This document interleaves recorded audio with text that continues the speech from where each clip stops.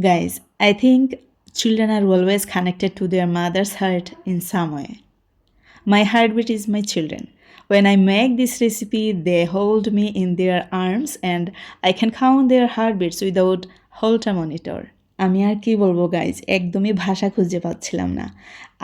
আমার মনে হলো যে আমি এই রেসিপিটা আপনাদের সাথে শেয়ার করি।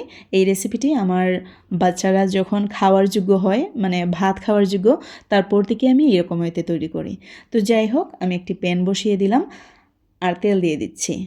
এইখানে আছে 3 কোয়া রসুন আর 2টি পেঁয়াজ, ছোটো ছোটো পেঁয়াজ আর কি, একদম কুচি করে কেটে নিয়েছি।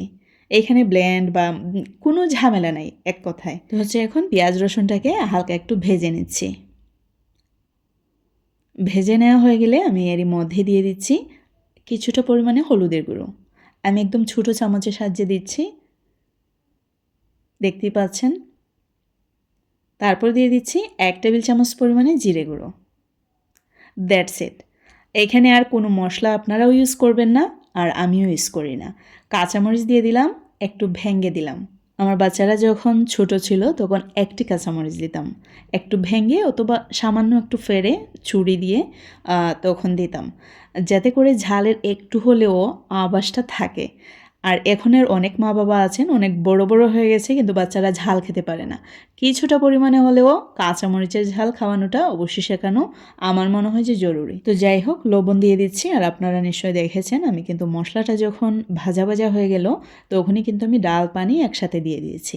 এখানে যে প্রায় 1 কাপ পরিমাণে ডাল আর পানি এরকম আন্দাজ করে দিয়ে দেবেন, যাতে করে একদমই ড্রাই হয়ে না যায়। তো হচ্ছে যখন ফুটে আসবে তখন চুলার আগুনটা একদমই কমিয়ে দিয়ে ঢাকনা দিয়ে 10 মিনিট রেখে দিলাম। 10 মিনিট পর দেখতেই পাচ্ছেন ডাল একদমই সেদ্ধ হয়ে গেছে। আর এখন হচ্ছে এই চামচের সাহায্যে প্রায় 1 মিনিটের মতো নেড়ে নিচ্ছি। আর 1 মিনিটের মতো নেড়ে নেওয়ার পর এরকম একটা অবস্থা হয়েছে। আপনারা দেখে নিশ্চয়ই বুঝতে পারছেন যে ডাল কিন্তু একদমই ভালো করে সেদ্ধ হয়ে গেছে। তো এই রেসিপিটি যদি আপনারাও বাসায় ট্রাই করেন, আপনার বাচ্চারাও একদম জড়িয়ে ধরবে।